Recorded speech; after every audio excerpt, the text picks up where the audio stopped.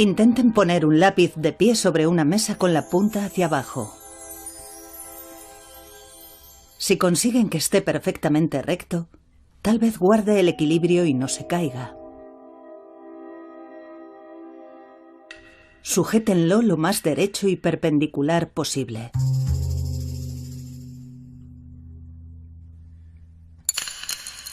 No es tan fácil. Por muy recto que coloquemos el lápiz, siempre se acaba cayendo. Da igual cuántas veces lo intentemos o lo perfectamente vertical que lo pongamos. Quizá les parezca obvio, pero este fenómeno, aparentemente insignificante del lápiz que se cae, dio lugar a un importante descubrimiento científico.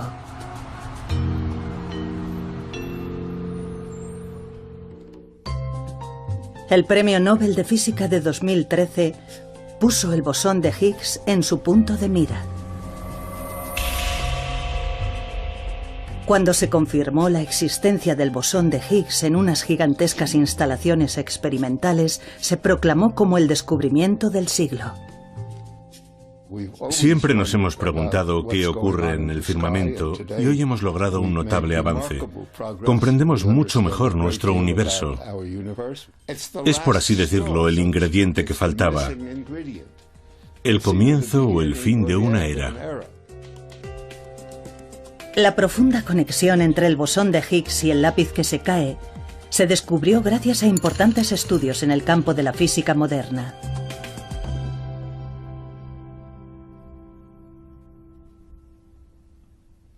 Durante más de un siglo, los físicos, empezando por Einstein, se han cuestionado de qué está hecho el universo.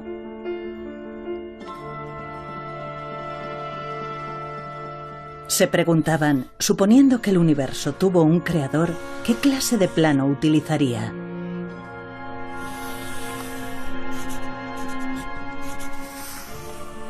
Su objetivo era descubrir ese plano del universo y usar la lengua de las matemáticas para expresarlo por medio de una fórmula. Hasta el día de hoy, los físicos han conseguido crear fórmulas para expresar distintos fenómenos naturales.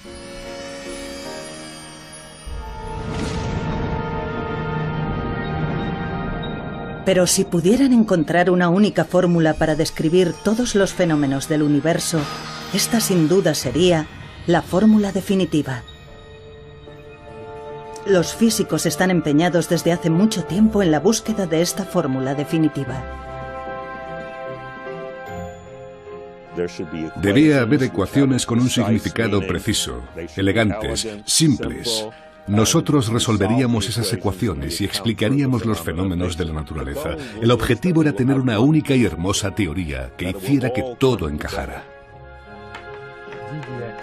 ¿De qué está hecho el universo? La búsqueda de la fórmula definitiva ha sido un largo y arduo camino. Los físicos se han enfrentado a innumerables dificultades en la búsqueda de una fórmula perfecta y bella que sea digna de elogio. Un importante descubrimiento dio lugar a un gran hallazgo.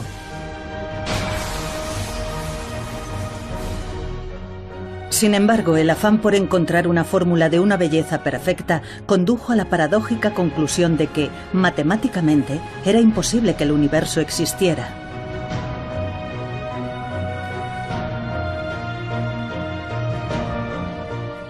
Y así es como llegamos a la idea de los lápices que se caen. Pensar que en el mundo real la belleza perfecta estaba destinada a venirse abajo condujo al descubrimiento del bosón de Higgs y abrió el camino para encontrar la fórmula definitiva. Pero dicha fórmula demostró ser esquiva. Esta es la historia de la lucha centenaria en la que se embarcaron físicos pioneros en su afán por descubrir de qué está hecho el universo y qué fuerzas lo gobiernan. La fórmula definitiva.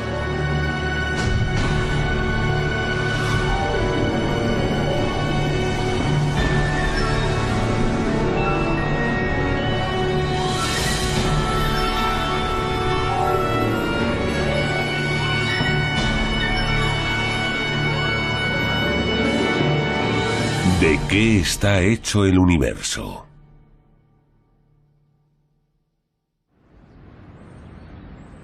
Tal vez les sorprenda saber que a lo largo de los 100 últimos años, los físicos han estado muy cerca de descubrir la fórmula definitiva. En el exterior del inmenso centro experimental en el que se descubrió el bosón de Higgs, hay una fórmula grabada en piedra. En efecto, esta es la vanguardista fórmula que los físicos creen que está más cerca de la fórmula definitiva. Puede parecer imposible de entender, pero no se preocupen. Escrita con más detalle, la fórmula es así. La primera línea es una fórmula que describe las propiedades de las unidades de materia más pequeñas conocidas en el mundo y que reciben el nombre de partículas elementales. Estas partículas elementales se dividen en 4 tipos. Veamos dónde se pueden encontrar estas partículas elementales. Al ser las unidades de materia más pequeñas, se aprecian a la máxima escala microscópica. En primer lugar, están los electrones que orbitan dentro de un átomo. Probablemente estemos más familiarizados con ellos. Seguidamente hay 2 tipos de partículas elementales conocidas como quarks, que forman el núcleo en el centro del átomo. Y por último están los neutrinos, unas partículas caprichosas que escapan del núcleo de vez en cuando. ¿Qué causa que estas partículas elementales permanezcan dentro de los átomos o que escapen de ellos? La respuesta reside en estas 3 líneas. Pero volviendo al átomo, lo que atrae a los electrones al núcleo es la fuerza electromagnética. La unión de los 2 tipos de quarks que forman un núcleo es lo que se conoce como una interacción nuclear fuerte. Y lo que causa que los neutrinos salgan del núcleo es una interacción débil.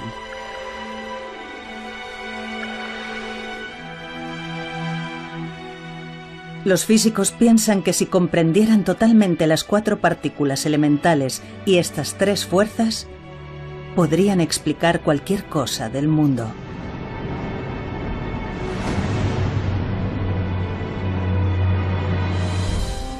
Las 2 últimas líneas hacen referencia a la existencia del bosón de Higgs. Más adelante sabremos qué papel juega esta partícula.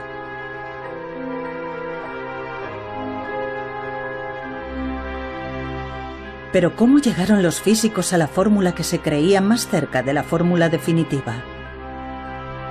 Echemos una ojeada a su épico recorrido que abarcó 100 años.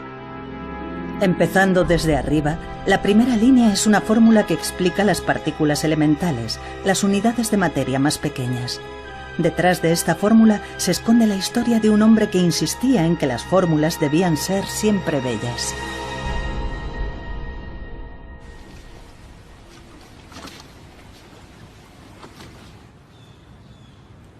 Nuestra historia de la búsqueda de la fórmula definitiva comienza aquí, en Cambridge, a finales de los años 20.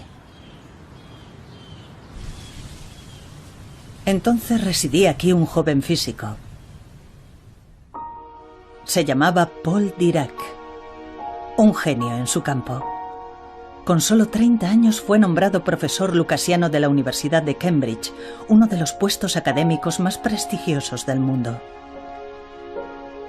Entre los científicos que ostentan este cargo se incluyen figuras de renombre como Isaac Newton y Stephen Hawking. Con intención de encontrar una fórmula que lo explicase todo, Dirac se centró primero en los electrones, la única partícula elemental que ya se había descubierto.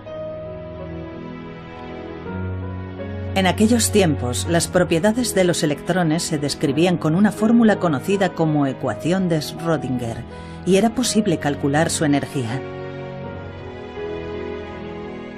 Pero se hizo patente que había cierta característica de los electrones que no podía explicarse con la ecuación de Schrödinger. Se trataba del hecho de que, al igual que la Tierra, los electrones giraban sobre su propio eje y además tenían propiedades parecidas a un imán.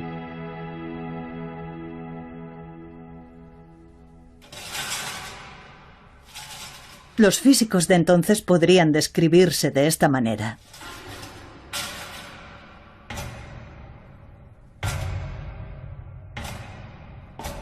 Armados con los mejores conocimientos disponibles, trataban de crear la fórmula correcta para las partículas elementales, pero se topaban con un muro impenetrable.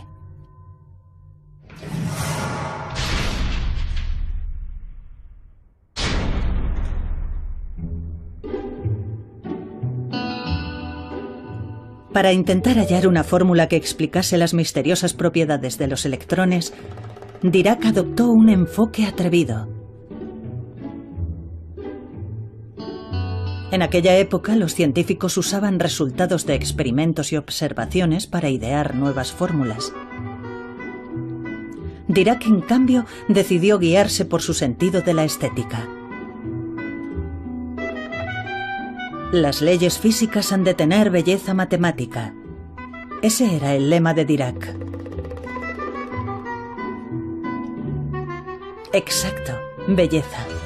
Puede parecer que todo esto suena un tanto impreciso para un científico. Al fin y al cabo, algunas personas pueden pensar que este tipo de imagen es bella, mientras que otras considerarían esto como la máxima expresión de la belleza. La belleza está en los ojos del espectador. Sin embargo, para los físicos, la belleza es igual a simetría y se mide por medio de criterios muy específicos. Podemos explicar qué entienden los físicos por belleza usando este tablero de dibujo. Tomemos, por ejemplo, estas dos figuras. Los físicos no dudarían en calificar de bella la figura de la derecha. Les parecerá obvio, dado que es un círculo perfecto, pero hay algo más. Los físicos usan ejes X e Y, iguales que estos, como coordenadas para valorar la belleza. Veamos la fórmula de un círculo en términos de ejes. Cuando rotamos los ejes así, la fórmula no cambia. Eso es lo que hace que la figura sea extraordinaria. Se dice que su fórmula posee simetría rotacional y a los físicos les resulta increíblemente bella.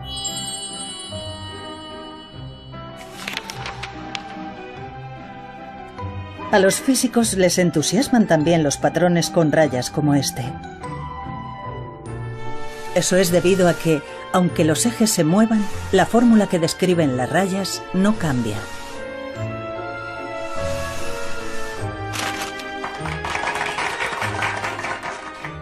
En este caso, los físicos llaman a este tipo de belleza simetría traslacional. Una fórmula es bella cuando permanece igual aunque cambien los ejes, o en otras palabras, aunque cambie el punto de vista. La simetría es simplemente la afirmación de que algo se ve igual desde diferentes puntos de vista. Por ejemplo, un cuadrado se ve igual cuando cambiamos el punto de vista 90 grados. Podemos afirmar que las leyes de la naturaleza no cambian de forma, de contenido, cuando cambiamos de una forma concreta nuestro punto de vista. Había otro tipo de belleza que Dirac valoraba en gran medida: la simetría de Lorentz.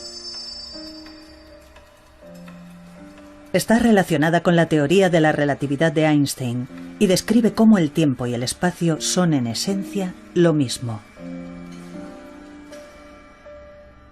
Trabajando a partir de ahí, Dirac alcanzó la siguiente conclusión.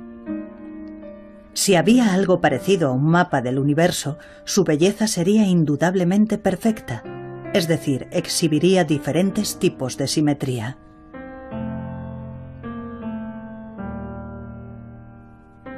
Pero echemos otro vistazo a la ecuación de Rödinger. Si la observamos de cerca, vemos que hay una t que representa al tiempo y una x al cuadrado en la que la X representa el espacio. Eso significa que la fórmula carece de la simetría de Lorentz, en la que tiempo es igual a espacio. Como resultado de ello, si se ve desde un punto de vista diferente, la fórmula cambia de forma significativa.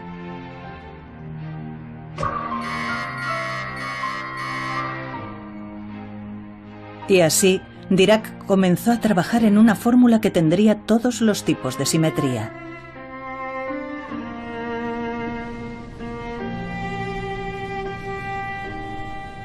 Se encerró en su estudio durante 3 meses y se aisló del mundo exterior.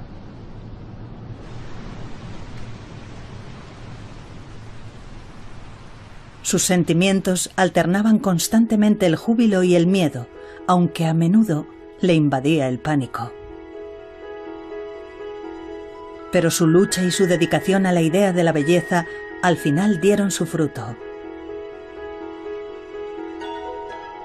Este es el ensayo que publicó en 1928. En él presentaba la ecuación de Dirac. Tiene una T y una X. Era una fórmula sencilla que poseía incluso la simetría de Lorentz.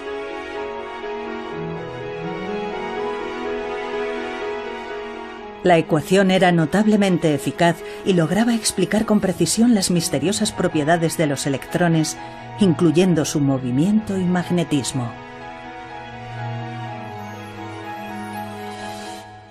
Era sensacional, maravillosa. Yo lloré. Lloré. Muchos físicos lloran al ver la ecuación de Dirac, porque ven que la teoría de los electrones, que era tan extraña y aleatoria, con tantas piezas, de repente, gracias a la simetría, ¡boom!, se convierte en una única teoría. Y lo que es más, posteriormente se descubrió que la ecuación de Dirac también era aplicable a los neutrinos y los quarks que se descubrirían más adelante.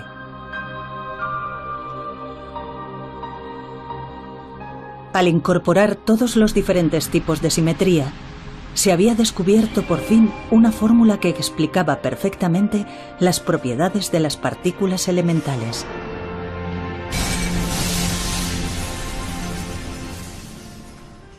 La ecuación de Dirac posee tremendas simetrías que anteriormente no eran tan obvias. Así que ayudó muchísimo a la hora de que la gente pensara en la simetría en general. La primera línea grabada en piedra con la fórmula definitiva muestra una forma simplificada de la ecuación de Dirac.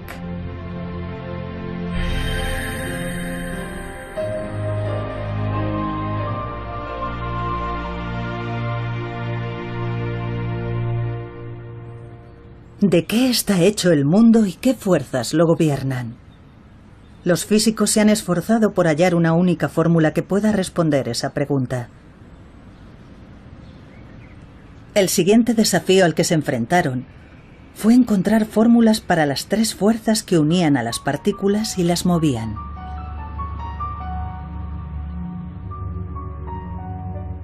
Primero, abordaron la más conocida de las 3 fuerzas, la fuerza electromagnética. La fuerza electromagnética atrae a los electrones al núcleo, pero también une átomos para crear diversas sustancias.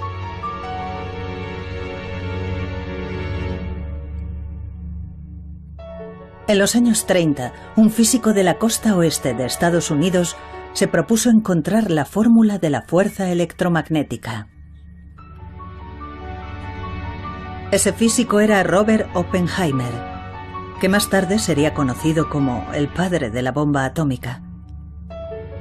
Se había ganado un merecido reconocimiento en una amplia variedad de campos de investigación.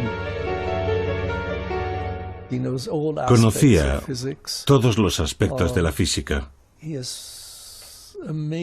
Tenía un poder asombroso para sintetizar y comprender lo que ocurre. Podemos describir el enfoque adoptado por Oppenheimer y sus coetáneos de la siguiente forma. Dirac había llegado anteriormente a su fórmula de las propiedades de las partículas elementales, incorporando la simetría de Lorentz al arsenal de un físico.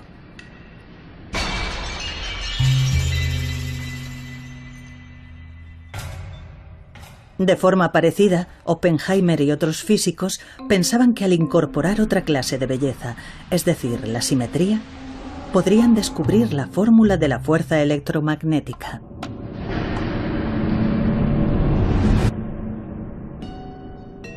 Oppenheimer y sus coetáneos centraron su atención en el cuarto tipo de simetría, la simetría gauge. La simetría gauge es un concepto complicado. En pocas palabras, es similar a la simetría rotacional. Describe una clase de belleza en la que, si hubiera un transportador en cada punto del espacio que midiera la magnitud del electromagnetismo, la fórmula permanecería igual, aunque cambiara el ángulo.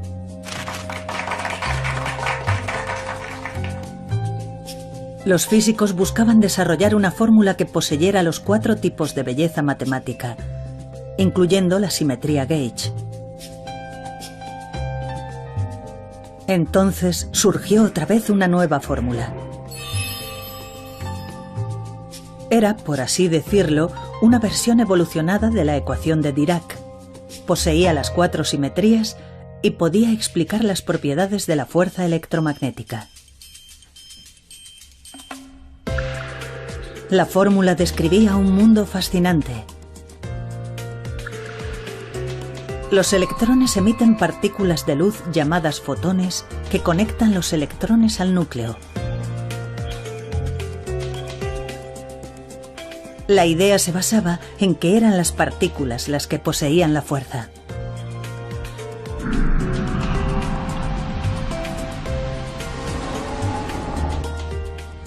La fórmula que el nuevo tipo de simetría ayudó a crear explicaría el misterio de la composición del universo. Sin embargo, oculta yacía una verdad inesperada. Al descubrir que cierta cuantía física era calculada e infinita, todo dejó de tener sentido. Cuando se realizaron los cálculos, los resultados indicaban que la energía de los electrones era infinita, lo que significaba que la materia no podría existir.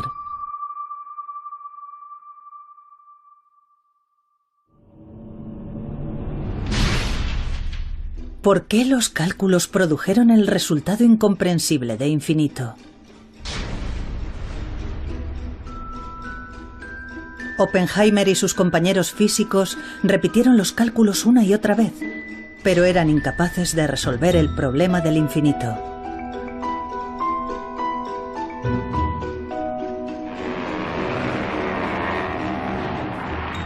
Entretanto, el mundo estaba sumido en el caos. En septiembre de 1939, Alemania invadió Polonia y comenzó la Segunda Guerra Mundial. Además, el físico estadounidense Enrico Fermi logró producir una reacción en cadena de fisión nuclear usando uranio. Este hecho dio lugar a que muchos físicos se involucraran en el desarrollo de la bomba atómica. Oppenheimer, el brillante físico de Estados Unidos, fue nombrado director del Proyecto Manhattan.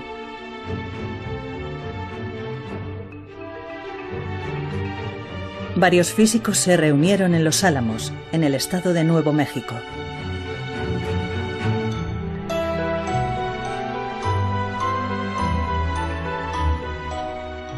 Y así, las investigaciones para hallar la fórmula definitiva se desvanecieron sin haberse resuelto nunca el problema del infinito.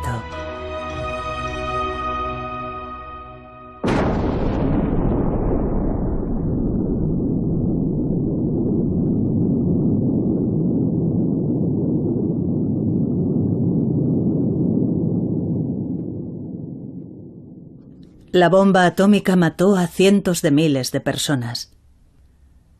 La prensa apodó a Oppenheimer padre de la bomba atómica. y ya nunca volvería a la vanguardia de las investigaciones sobre la fuerza electromagnética.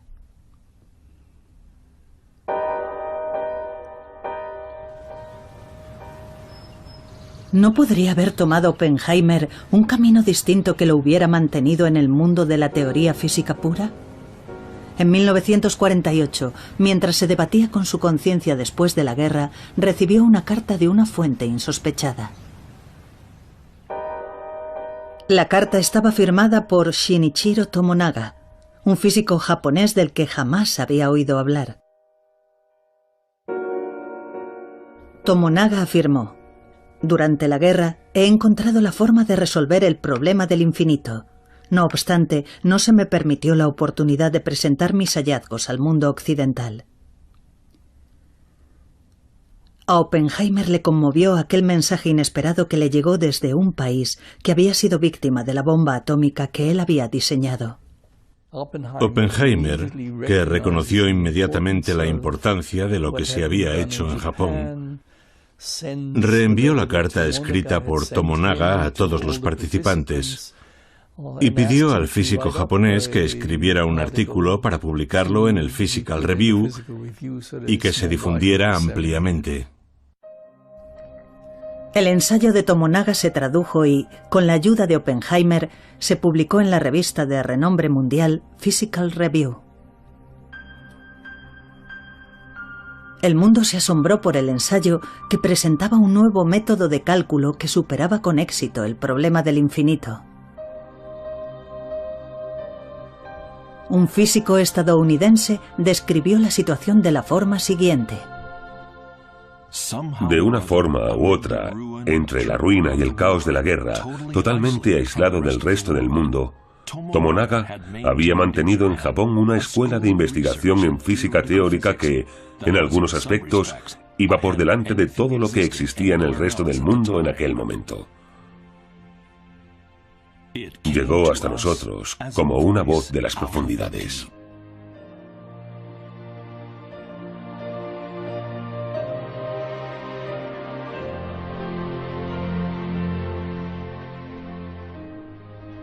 Casi al mismo tiempo, dos físicos estadounidenses presentaron una teoría equivalente a la de Tomonaga. En el ambiente de libertad posterior a la guerra, el problema del infinito se resolvió rápidamente. La fórmula desarrollada por Tomonaga y algunos otros físicos dio lugar a unos cálculos cuyos resultados coincidían con los hallazgos experimentales a un nivel asombroso. Un ejemplo de ello es la fuerza del magnetismo de los electrones. Esta es la figura producida por la fórmula que finalmente creó la búsqueda de la belleza. Coincide con la figura observada experimentalmente con una precisión de 10 decimales.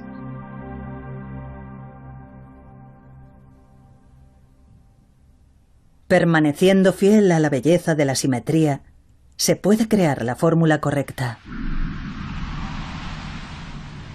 Este principio ideado por Dirac ayudó a descubrir la fórmula de la fuerza electromagnética.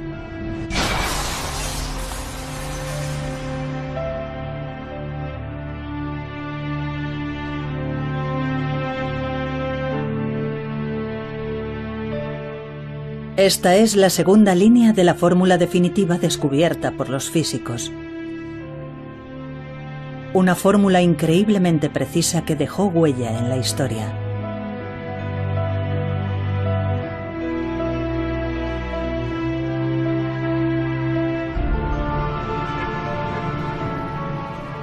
Y así fue descubierta por fin la fórmula de la fuerza electromagnética. Pero a principios de los años 50, los físicos que se esforzaban por descubrir la fórmula definitiva volvieron a sufrir un inesperado parón.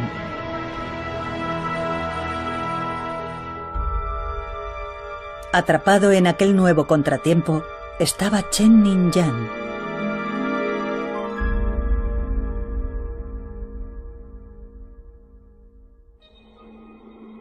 Como recordarán, existen tres fuerzas que gobiernan los movimientos y la conducta de las partículas elementales. Ya se había descubierto la fórmula de la fuerza electromagnética que atrae los electrones al núcleo. Chen-Ning Yang centró su atención en la interacción nuclear fuerte que mantiene unidos los quarks que conforman el núcleo. También estudió la interacción débil que hace que los neutrinos escapen del núcleo.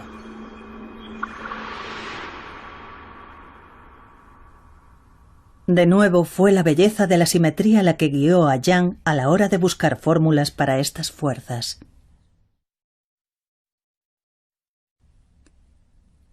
Pensé que debía existir un principio fundamental y me di cuenta de que efectivamente existía un principio fundamental para las interacciones electromagnéticas.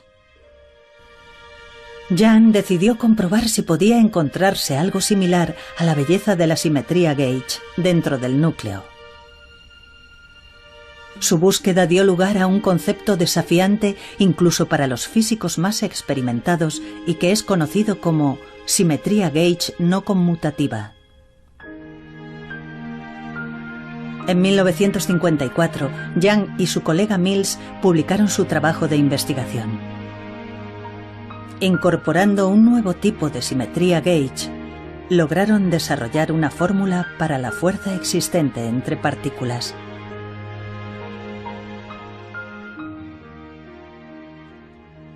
Era como las ecuaciones de Maxwell, solo que más elegante y con un tipo de simetría más ajustada. Yang y Mills habían dado un paso más en la electrodinámica cuántica. Si tomamos la teoría de Yang y la expresamos con términos de física contemporánea, obtenemos una fórmula como esta. Ahora, los físicos tenían lo que creían que eran los componentes que más se aproximaban a la fórmula definitiva, salvo por la parte relacionada con el bosón de Higgs. Por fin había una fórmula que describía las fuerzas de las partículas elementales del universo. Todos los físicos del mundo estaban esperanzados.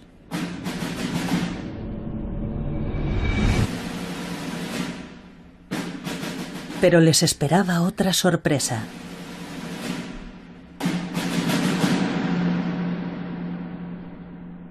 Era paradójico que la masa de las partículas con interacciones fuertes y débiles fuera cero, sin importar cómo se calculara.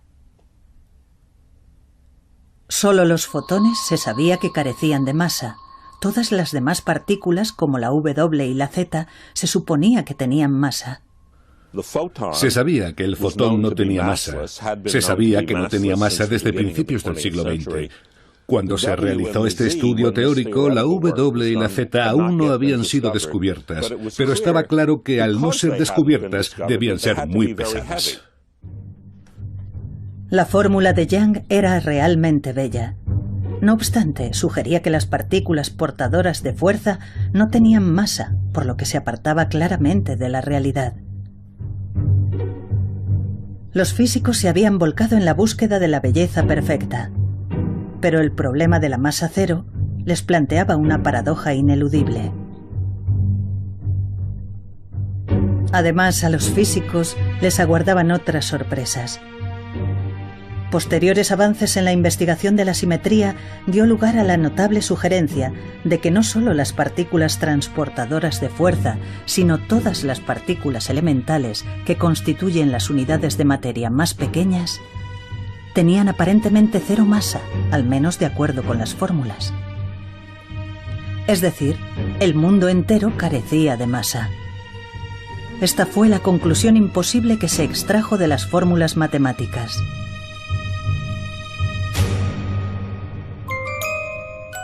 Si todas las partículas elementales realmente carecieran de masa, tendríamos un grave problema. Según los cálculos, los electrones escaparían de los átomos y toda materia se desintegraría. De repente, si todos los átomos hubieran adoptado un estado de perfecta simetría en el que todo tuviera cero masa, habrían salido volando. Todas las partículas saldrían volando a la velocidad de la luz y no habría masa estable ni personas, ni perros, ni gatos, ni ciudades, porque todo estaría siempre en movimiento y no habría materia estable para crear átomos.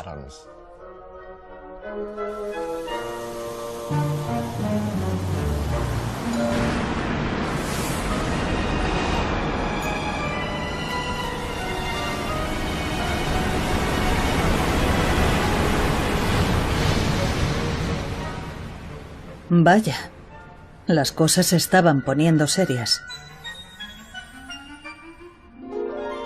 Guiados por la belleza de la simetría, los físicos, supuestamente, deberían haberse acercado cada vez más a la fórmula definitiva. Pero vieron cómo caían en un profundo pozo. El misterio de la masa. Habría que esperar al descubrimiento del bosón de Higgs para que se despejaran todos los misterios.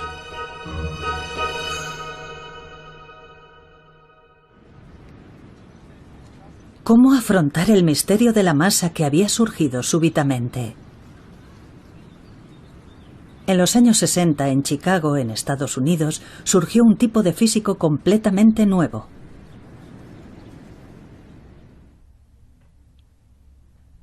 Se llamaba Yoichiro Nambu y había nacido en Japón. La gente decía de él: Nambu puede ver el futuro. Este físico inconformista consiguió resolver la gran paradoja de masa igual a cero en presencia de belleza matemática. A principios de los años 60, lo que a Nambu realmente más le interesaba era este fenómeno. Exacto. Es el problema del lápiz que se cae que vimos anteriormente. Que un lápiz se caiga nos puede parecer insignificante. Pero fue precisamente este fenómeno lo que ayudaría a Nambu a solucionar el problema de la masa cero. Podemos contemplarlo de esta forma. Digamos que hubiera un plano de un lápiz que se sostiene de pie. El plano nos dice que coloquemos el lápiz verticalmente para lo que es preciso, simetría rotacional. ¿Qué pasa si hacemos lo que dice el plano y tratamos de colocar el lápiz de pie? En realidad, la simetría rotacional necesaria para el plano no se puede conseguir. Aunque hay simetría en el plano, esta se pierde en el fenómeno que vemos en la realidad. Este fenómeno recibe el nombre de ruptura espontánea de la simetría, concepto que más tarde le valdría al físico japonés el premio Nobel. A Nambu se le ocurrió que la ruptura espontánea de la simetría también podría hallarse en el plano del mundo natural. Ese fue originalmente el trabajo de Yoichiro Nambu, que es posible que haya asimetrías en las leyes de la naturaleza que no son respetadas por los fenómenos físicos. En 1961, Nambu presentó un ensayo sobre interacción nuclear fuerte. Si usamos el lenguaje de la física contemporánea, el ensayo puede resumirse así. Esta es la fórmula que describe las propiedades de la interacción nuclear fuerte. En otras palabras, es un plano de la interacción nuclear fuerte. Con más detalle, se ve así. Ahora podemos ver los quarks que sienten la interacción nuclear fuerte. Este plano está diseñado para seguir un tipo de simetría gauge. Por lo tanto, la masa de los quarks debe ser cero. Pero como vimos con el plano del lápiz, tenía simetría rotacional. Sin embargo, daba lugar a una realidad sin simetría rotacional. Nambu comprendió que el plano en el que los quarks tienen cero masa debe originarse en una realidad en la que los quarks tienen masa.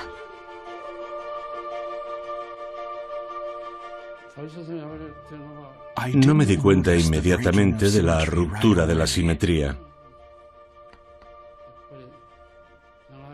Fue una solución a la que llegué después de pensar mucho. Al echar la vista atrás, comprendo que era un fenómeno obvio. Este es un sencillo sumario de lo que resolvió Nambu.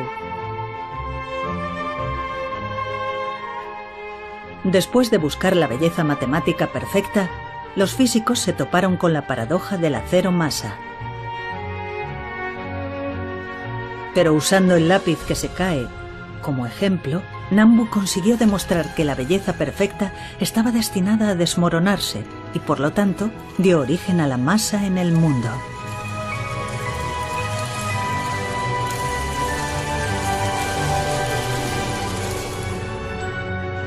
El hecho cotidiano del lápiz que se cae dio paso al concepto de ruptura espontánea de la simetría. Era un importantísimo descubrimiento que nadie pudo predecir.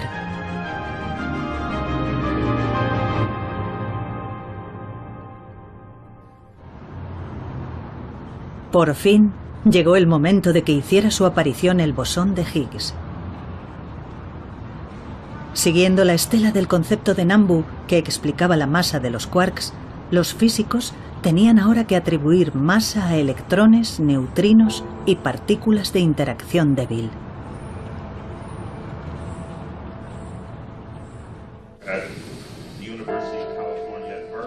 Steven Weinberg es profesor en la Universidad de Texas.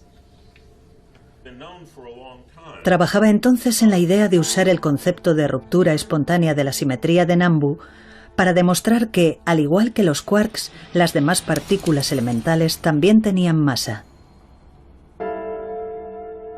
Finalmente, se aventuró a adentrarse en un área prohibida en la que ningún otro físico se había atrevido a hacerlo. Decidió introducir en su teoría una oportuna partícula que nadie pensó que podía existir en el mundo. La teoría de Salam y mía abrió un nuevo campo, un nuevo tipo de fuerza en la teoría. Un campo que adquiere valor en un lugar vacío, incluso lejos de cualquier fuente, y que de hecho se extiende por todo el universo. Es el campo que rompe la simetría. Este es el trabajo de investigación que Weinberg usó como referencia en aquel entonces. Estaba escrito nada menos que por Peter Higgs, que ganó el Premio Nobel de Física en 2013. El trabajo establecía que si la partícula elemental, el bosón de Higgs, existiera en realidad, la simetría de belleza matemática se rompería espontáneamente, y las partículas elementales y las partículas transportadoras de fuerza adquirirían masa. Se dice que esta partícula está considerablemente ausente al principio, pero después ocupa los espacios de forma espontánea.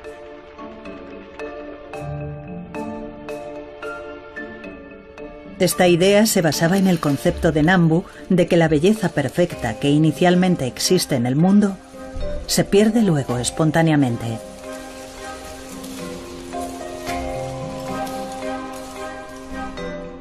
Según Weinberg, las partículas como los electrones son bloqueados por los bosones de Higgs y les resulta más difícil moverse. De hecho, esta dificultad para moverse es la que sentimos como masa.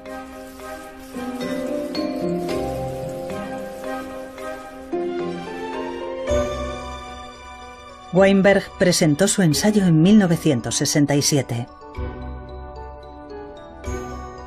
En su ensayo, Weinberg logró atribuir masa a electrones y partículas de interacción débil usando la idea del bosón de Higgs.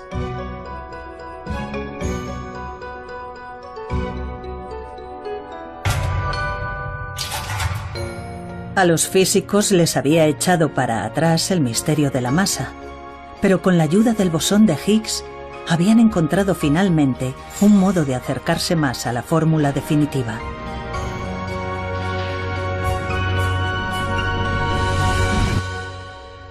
Sin embargo, la teoría de Weinberg se recibió con escepticismo en su momento.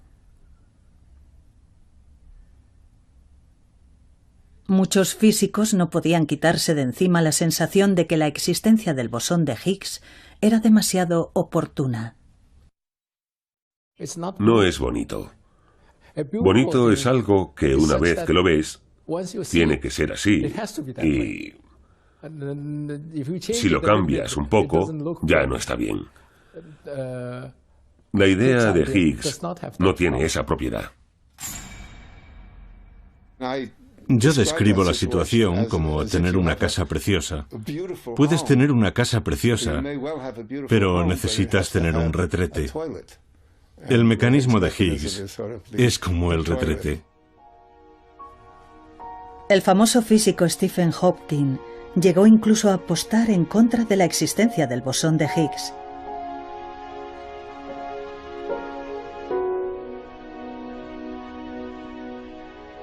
Pero hubo un avance importante en 2012. Habían pasado más de 40 años desde que Weinberg presentó su teoría. En un inmenso centro experimental, donde se podía lanzar energía de una magnitud sin precedentes a un único punto en el espacio, se detectaron señales del bosón de Higgs.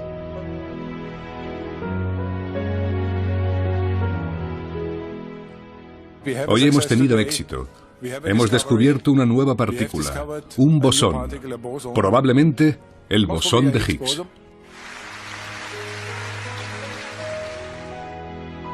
La teoría de Weinberg finalmente había demostrado ser cierta. La teoría del bosón de Higgs en la que se había basado también fue reconocida y premiada con el Nobel.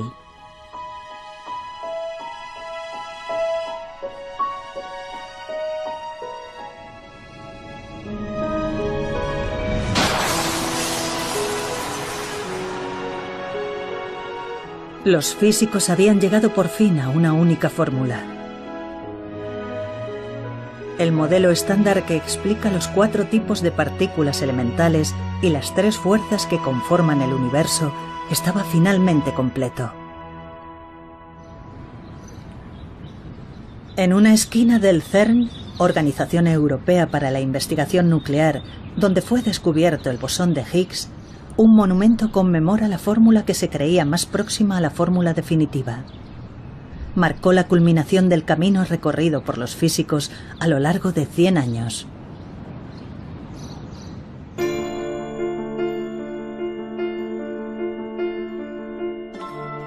¿Cómo se refleja la bella simetría de la fórmula definitiva en el mundo que nos rodea? Los físicos comprenden la historia del universo a partir del Big Bang de la siguiente forma.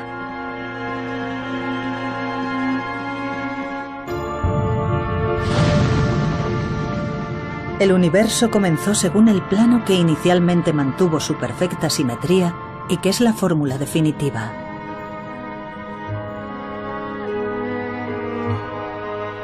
En aquel momento, todas las partículas elementales carecían de masa y volaban diseminadas.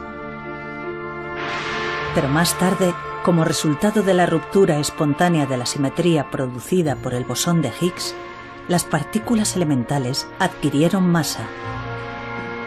Como resultado de esta masa adquirida, las partículas se unieron para formar átomos.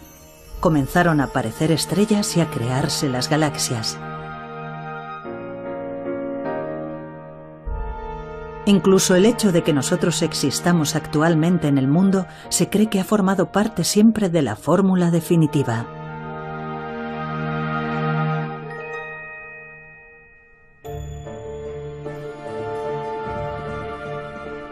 Gracias al descubrimiento del bosón de Higgs, se dice que no hay fenómeno en el mundo que no pueda explicarse por medio del modelo estándar. Sin embargo, en vez de celebrar su gran logro, los físicos que desarrollaron el modelo estándar trabajan ahora con decisión y esmero en su próximo objetivo. Las partículas elementales son tan ligeras que nunca había parecido necesario considerar la cuestión de la fuerza gravitacional. Ahora los físicos de primera línea están de acuerdo en que si no se tiene en cuenta la gravedad, nunca se podrá descubrir la fórmula definitiva. No estamos satisfechos con una teoría elegante de interacción débil, fuerte y fuerza electromagnética. Queremos que también sea una teoría de gravitación. La idea de una visión unitaria de la naturaleza en la que todo pueda explicarse en términos de profundas leyes fundamentales creo que es nueva en el siglo XX. Supone un enorme cambio filosófico, ya que es un cambio en el tipo de conocimiento que deseamos encontrar. Los físicos han invertido cientos de años en tratar de descifrar la naturaleza del universo.